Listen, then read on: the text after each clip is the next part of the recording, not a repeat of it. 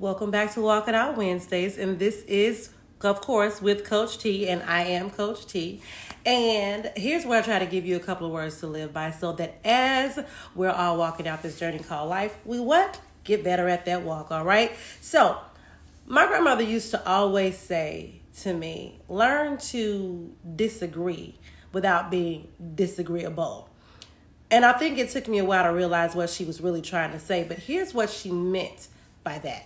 Just because I disagree with you, that doesn't mean that I'm declaring war on you.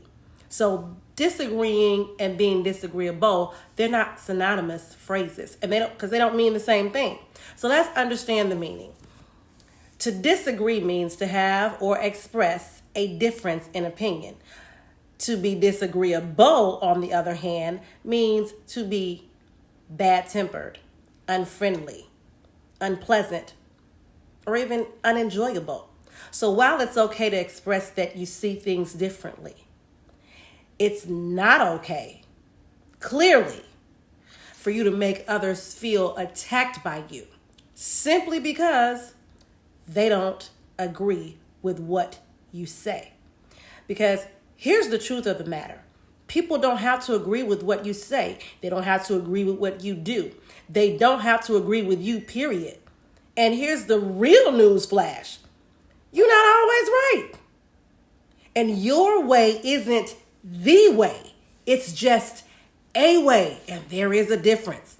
My auntie used to always tell me there is more than one way to skin a cat. What that means is that there's more than one way to get to the end result. There's more than one way to do it. There's more than one way to say it. There's more than one way. It's not just one way. It's a couple of ways, okay? Coach T, why are you bringing this up? Because on the surface, this sounds like such a petty thing to be talking about, right? Well, consider this. If you nurture the thought process that you are always the smartest person and that you are always right, it's going to pose a couple of problems. Let me take you through a couple of them. Number one, it's going to block your growth. Because now you are you have self-proclaimed to be the smartest person in every room you enter. So you know everything, right? And can't nobody tell you nothing, right? Wrong.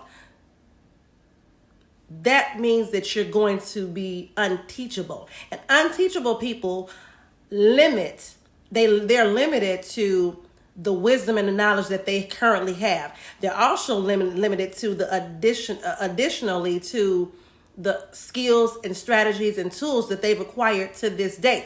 If you create such limitations for yourself, what you're going to do is close the door on learning, because you won't be receptive to new information. Now, this new information could be valuable information that could prove beneficial to you in your near future, okay? This is one thing I know for sure. Once you stop growing, you actually stop maturing. And that's a place that you should never want to be, because as long as you are living, you're going to stay maturing physically, correct?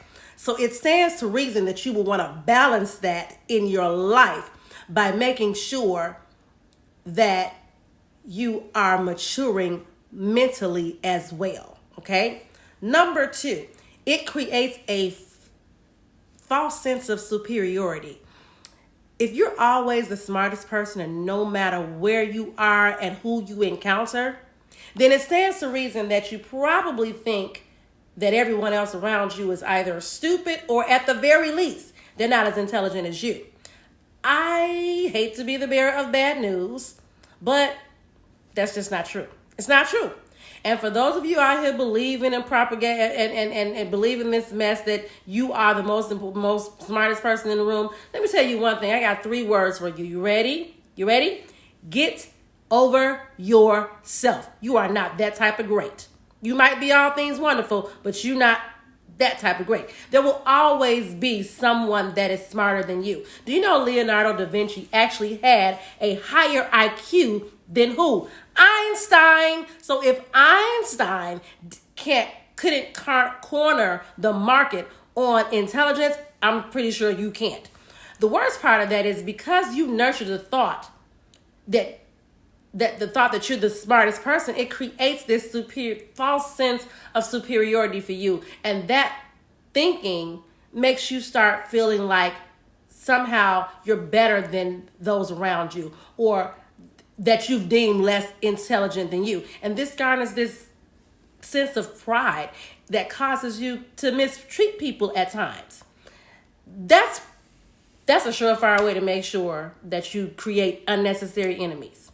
Number 3, it permanently puts you on the defense all the time, because you think, because you're so smart, and if anybody disagrees with you, because you're the only one that's right, if they disagree with you, then you feel like you have to defend your opinion to the death. Okay? The death of the conversation, the death of someone else's feelings or self-esteem, the death to the relationships that you are trying to build and nurture and keep and maintain. I don't care what the capacity or type is. And sometimes to the death of your very own success, which means you can get in your own way. What I'm describing to you is this: immaturity, pride, and defensiveness. So tune in next week to the next Walk It Out Wednesday so I can explain to you what that really, really looks like, so that you can understand how to disagree without being disagreeable. So tune in next week for part 2 of I Disagree versus I Declare War. This has been Walk It Out Wednesdays with Coach T. I am the Coach T, and remember to always just be you. See you next week. Bye-bye.